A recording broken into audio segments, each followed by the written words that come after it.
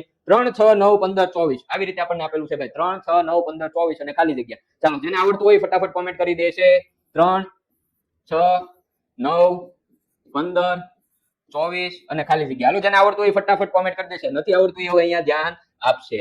હવે જો આ શ્રેણી છે એ એક અલગ રીતની શ્રેણી છે. આમાં ક્યારેક આવું વિચારવું પડે. ફોબો નાકી કહેવાય છે કે ભાઈ જુઓ તમે અહીંયા 3 + 6 કરો, 3 + 6 કરો તો 9 થયું. 3 + 6 કરો તો કેટલા થાય? 9 થયા.